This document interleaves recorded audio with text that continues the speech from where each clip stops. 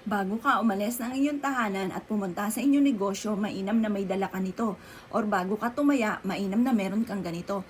Ano po ba ito mga bossing? Alam nyo po ba mga bossing ko na ang star anise ay nagtatawag ng good fairies? Alam nyo po ba na ang ating bawang ay nagtatawag din ng good fairies at nagtataboy ng mga negatibo? Ang sabi nga po nila mga bossing ko, kada Tuesday or Friday, mainam na ikaw ay magpausok or magsunog ng ating star anise. Yan daw po ay nagtatawag ng good fairies para lahat daw po ng inyo pong i-wish ay matutupad. Ngayon po, ang tambalang ito ay perpektong sangkap upang sa ganon kayo po ay masigit na maka-attract ng swerte sa mga pang-araw-araw mga bossing ko.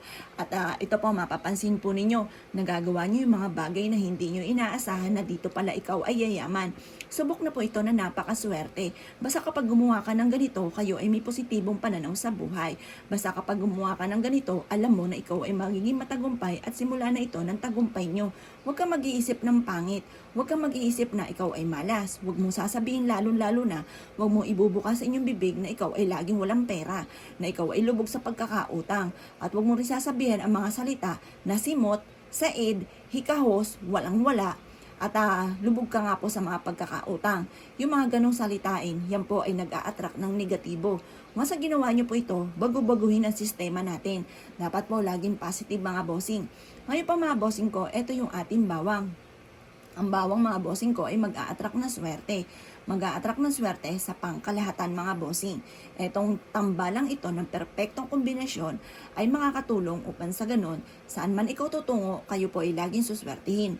Upang sa ganon, bago ka magbukas ng inyong negosyo, may protection ka at hindi ka mamalasin para magkaroon ka ng malaking benta. Upang sa ganon, kung kayo ay tataya, mag-wish ka lang na mula sa inyong pong puso. Masasabi ko lang sa inyo, kung ukol ay bubukol, kung hindi para sa inyo, mag-try ka na lang sa susunod muli. Mas mainam mga bossing ko na meron tayong pang-attract ng swerte. Alam niyo po ba, lahat ng mga mananaya ay meron pong pampaswerteng hawak. May pantaboy din po yan ng mga kamalasan, kaya huwag kang magpapahuli. Dapat meron ka rin. Kaya sa mga simpleng gatong mga pamamaraan, makakatulong po ito para mas maging positibo ka. Ang taong positive sa buhay mga bossing ko, ay mas nakaka-attract niya ay positive. Kung ikaw ay nega, nega din po ang ma-attract ninyo. Kaya bago ka umalis ng inyong tahanan, kung ikaw ay maghahanap ng trabaho, kung ikaw ay may negosyo, kung ikaw ay mananaya, or parang pakiramdam ninyo ay paborito ka ng kamalasan, etong dalawang ito ay perpektong sangkap upang sa ganon mabago-bago ang sitwasyon, upang sa ganon ay matupad ko ano man ang ninanais.